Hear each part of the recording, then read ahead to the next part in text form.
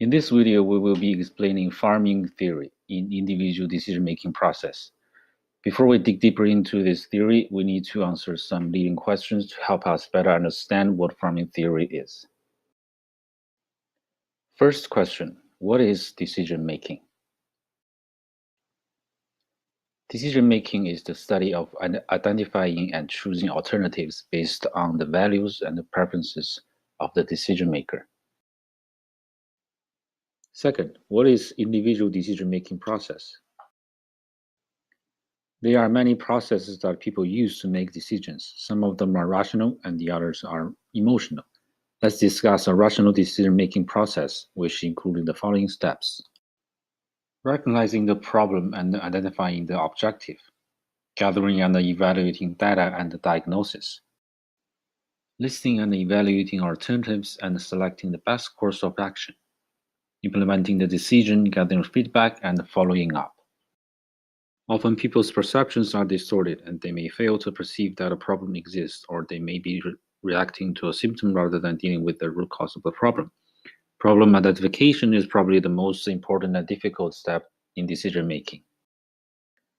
The decision maker must put together sufficient information about why the problem occurred. This involves conducting a thorough diagnosis of situation and going on a fact-finding mission. Information overload can be overwhelming at this stage. It is important to generate a wide range of options and creative solutions. In reality, we rarely explore all alternatives in full, but rather we select the first alternative that is good enough. Finally, the decision is implemented, feedback is gathered, and a follow-up is conducted to see whether the decision meets its objective. How people describe the relationship between gains and losses and decision-making will also have a huge impact on the result of decision. These factors from the concept of farming. How the situation is presented can have a significant impact on our decision with respect to that situation or problem. Here is an example. Imagine that you have just been given $1,000. A. You will receive $500 for sure. B. A fair coin is tossed. Heads, you get $1,000, and tails, you get nothing. Which one would you choose? In this scenario, the reference point is the money in your pocket plus a gain of $500. Since this is framed as a gain, you will be more likely to be risk-averse and choose A. Now look at the next example. Imagine that you have just been given $2,000. C. You must pay $500 back immediately. D. A fair coin is tossed. Heads, you will give back nothing. Tails, you will give back $1,000. Which one would you choose? In this scenario, the reference point is the money in your pocket and the potential loss of $500. Since this is framed as a loss, you will be more likely to be risk-seeking and choose D.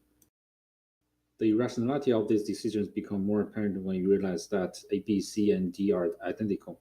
The other interesting aspect of farming is that when someone has made their decision, the more likely they're to support, even though it may be irrational to do so. This is the power of farming. Now let's consider the following example for a restaurant service situation.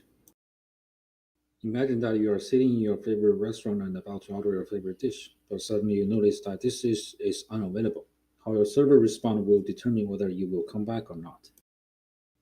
First response, sorry, we don't have it. Would you like something else? Second response, sorry, we are temporarily out of stock. Can I offer something else similar? Rationally speaking, both responses state the same situation, but how the response were framed makes totally different feeling from a consumer's perspective. Thanks for watching.